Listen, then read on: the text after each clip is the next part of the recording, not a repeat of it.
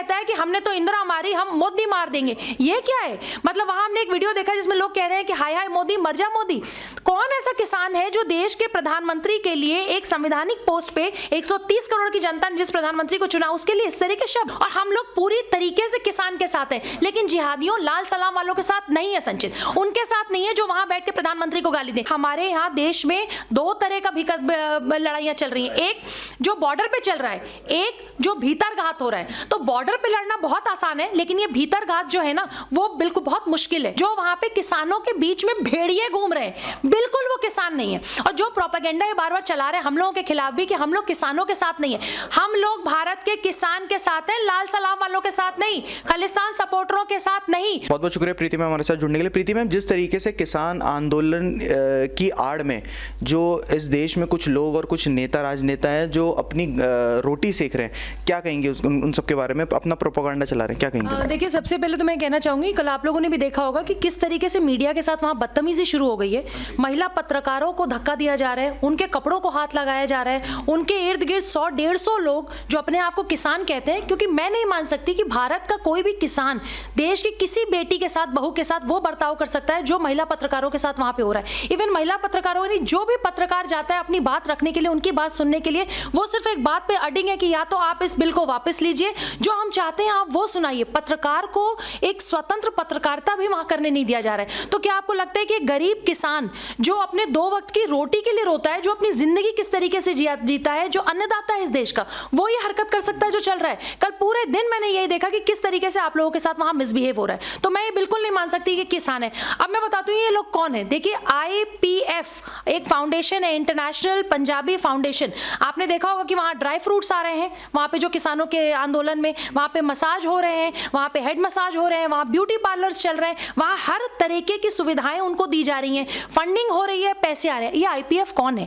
ये IPF का जो ऑर्गेनाइजेशन है, जो बंदा इसके पीछे है, क्या आपको पता है कि 1986 में एयर इंडिया की एक फ्लाइट जो न्यूयॉर्क से दिल्ली आ रही थी, उसके प्लेन क्रैश में इसके हेड का ही साजिश इसके पीछे था। और आपको पता होना चाहिए कि 1986 में IPF के हेड के साथ साथ 5 लोगों को की गिरफ्तारी की गई थी। इसका हेड इसलिए नहीं फंसा क्योंकि सबूतों के अभाव से वो निकल गया। आज वही बंदा कनाडा में बैठ के IPF चला रहा है और IPF का पूरा पैसा इस आंदोलन में आ रहा है। आपको पता है कि कनाडा से जो लोग हैं उनके पीछे, अगर हम कनाडा का नाम लेते हैं तो सबसे पहले हमारे दिमाग में आता है खालिस्तान।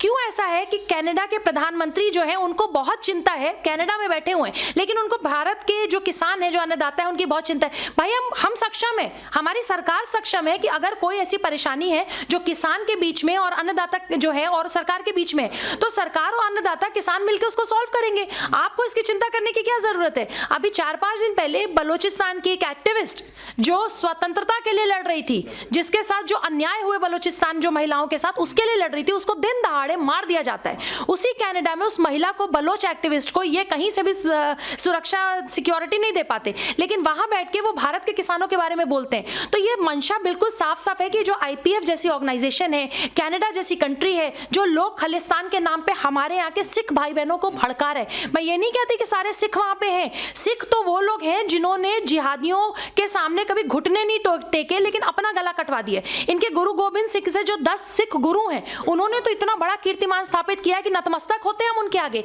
लेकिन वो चंद लोग कौन है जो वहां पे जाके पगड़ी पहन के जो बदनाम कर रहे हैं किसानों को? ना वो किसान है, ना वो सिख भाई है, क्योंकि जो असली सिख भाई है वो कभी भी, जो वहां पे ब्लू ऑपरेशन हुआ था अमृतसर में, जिस तरीके से आप उनको हीरो बना रहे हैं, आप हीरो क्यों बना रहे हैं? कोई ये कहता है कि हमने तो इंदिरा मारी, हम मोदी मार देंगे। ये क्या है? मतलब वहां हमने एक वीडियो देखा जिसमें लोग कह रहे हैं कि हाय हाय मोदी, मर जा मोदी।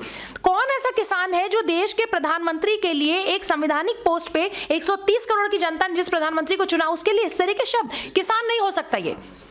मैम, वहीं प्रीति मैम एक और बात सामने निकल कर आ रही है, जिस तरीके से राकेश टिकैत हो गए या फिर योगेंद्र सिंह हो गए, ये सब हिंदू विरोधी बातें भी वहाँ पर चल रही हैं। मतलब हमेशा से इस देश में देखा गया है, जब भी कहीं पर भी कुछ भी होता है तो हिंदुओं पर इस तरीके की बातें और इस तरीके की कटाक्ष भाषा, मतलब हिंदू का तो यहाँ पर कोई मैटर भी नहीं है। क्या कहेंगे आप इस पर? क्या इनका ये कोई और प्रोपेगेंडा है देश में नफरत फैलाने का? क्या देखिए, योगेंद्र यादव जी का, जिनका आपने नाम लिया, जो अपने आप को किसान बोलते हैं, जो अपनी एक स्वराज इंडिया की पार्टी चलाते हैं, जिन्होंने जमानत जब्त हो गई, एक भी सीट पे दिल्ली में जीत नहीं पाए, पाए, जो इनका मंशा था कि कैसे कैसे लाल सलाम और उसके जिहादियों लाल सलाम एक साथ मिलकर जिस तरह से इन्होंने जेएनयू में कांड किए, जामिया में किए, इस्लामिया में किए, जेएनयू से लेके दिल्ली में दंगे किए, यूपी में दंगे किए, ये योगेंद्र यादव कहीं से भी किसान नहीं है। ये किसी भी ऐसी जगह आपको नहीं मिलेंगे जहां पे ये लोगों को शांत कराने का काम करते हो, लोगों के अंदर भाईचारा लाने का काम करते हो, जहां पे भी भारत तेरे टुकड़े होंगे। क्यों ऐसा होता है कि कन्हैया कुमार, उमर खालिद के साथ, ताहिर हुसैन के साथ इनका वेलकम किया जाता है, ये वहां पे बैठे रहते हैं। सोचिए आज जो डफली बजाने वाले लोग वहां पे हैं, अगर यकीन मानिए अगर आप 10 लोगों से ये पूछ लेंगे ना कि इस सीजन में धान होता है या गेहूं होता है, तो उनको ये नहीं पता होगा। लेकिन आज सारे डफली वाले वहां डफली बजाने गए। ये राग डफली जो बजा रहे, जो राग निकाल रहे हैं, वो देश विरोधी लोग हैं। ये सेम वही लोग हैं जो शाहीन बाग में बैठते थे, जो लाहौर जाते थे, पाकिस्तान जाते थे और शाम को वहां पे बिरयानी खाने चले जाते थे। ये कांग्रेस, सीपीआई, सीपीएम और भी बहुत सारे पॉलिटिकल दल जो इनके पीछे चाल चल रहे हैं। आपने देखा होगा कि कांग्रेस के एक एमपी हैं जिन्होंने कहा कि हम खून की नदियां बहा देंगे, हम लाशें गिरा देंगे। किसकी लाशें गिरा देंगे आप जो किसान वहां बैठे हैं उसकी लाशें गिरा देंगे, आप कांग्रेसियों की लाशें गिरा देंगे, आप भाजपा वालों की लाशें गिरा देंगे, आप आम जनमानस जो भारत के, उसी के लिए तो आप बात कह रहे हैं ना। आपकी हिम्मत कैसे होती है कि आप जाके भोले भाले किसानों को भड़काने की कोशिश करते हैं? क्यों ये बात कही जा रही है, इस तरह के वीडियोस आ रहे हैं कि आज ये कॉन्ट्रैक्ट पे आपकी फसल ली जाएगी, कल आपकी जमीन ले ली जाएगी? क्यों ये कहा जा रहा है कि ये जो बिल आया है वो किसान की जमीन हड़पने के लिए? मैं ये कह रही हूं कि अगर ये सरकार और किसान के बीच है, लेट देम सॉल्व, ये सॉल्व करेंगे और हम लोग पूरी तरीके से किसान के साथ हैं। लेकिन जिहादियों, लाल सलाम वालों के साथ नहीं है संचित, उनके साथ नहीं है जो वहां बैठ के प्रधानमंत्री को गाली दें, उनको नहीं हम बख्शेंगे जो महिला पत्रकारों के साथ बदतमीजी करें, इवन आप लोगों के साथ भी बदतमीजी करें। तो हर व्यक्ति जो वहां जा रहा है, ऐसा क्यों है कि शाहीन बाग वाला सिस्टम हो गया है कि जिसकी मर्जी होगी उसको वो एंटर करने देंगे, जिस पत्रकारों को वो पसंद। क्यों राष्ट्रवादी पत्रकारों की एंट्री नहीं है वहां?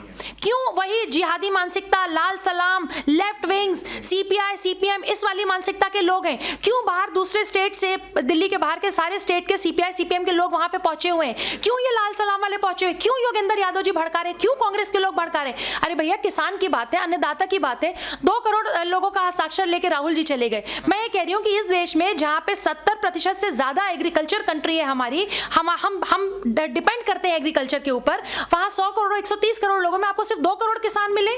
क्यों 2 करोड़ किसान मिले? और वो पता नहीं वो 2 करोड़ किसानों के सिग्नेचर हैं या किसके हैं। और अगर आपको सिग्नेचर कैंपेन कराना है तो सबसे पहले जीजा जी के पास जाइए और जीजा जी से कहिए कि वो सारे जितने भी किसानों की जमीनों का मामला था पहले उनसे भी मिले, उनके भी हस्ताक्षर लें। मैं देखूं कि हरियाणा में जिनकी जमीनें हड़पी गई थी, जो केसेस हमारे सामने आए थे, क्या वो जीजा जी के जितने लोग हैं वो वहां साइन करते हैं? तो ये सारे लोग क्यों भड़का रहे हैं, ये आपको समझने की जरूरत है। ये सिर्फ और सिर्फ एक चीज चाहते हैं, विश्व पटल पे भारत की कैसे बेइज्जती हो। आपको याद होगा कि पिछले साल जब राष्ट्रपति आए थे अमेरिका के, उस समय भी शाहीन बाग और दिल्ली दंगे हुए। 26 जनवरी आने वाला है, सिक्योरिटी का दिन होता है हमारे देश में, इंटरनल थ्रेट चल रही है, बॉर्डर पे फोर्सेस हमारी लड़ाई लड़ रही है, चाहे जल थल वायु सेना कोई भी हो। संचित, सबसे बड़ी प्रॉब्लम यह है कि हमारे यहाँ देश में 2 तरह का लड़ाइयां चल रही हैं। एक जो बॉर्डर पे चल रहा है, एक जो भीतर घात हो रहा है। तो बॉर्डर पे लड़ना बहुत आसान है, लेकिन ये भीतर घात जो है ना, वो बिल्कुल बहुत मुश्किल है। लेकिन फिर भी जो यूएपीए बिल आया है, जिसके तहत उमर खालिद और कन्हैया कुमार, इन सब लोगों को टांगा जा रहा है,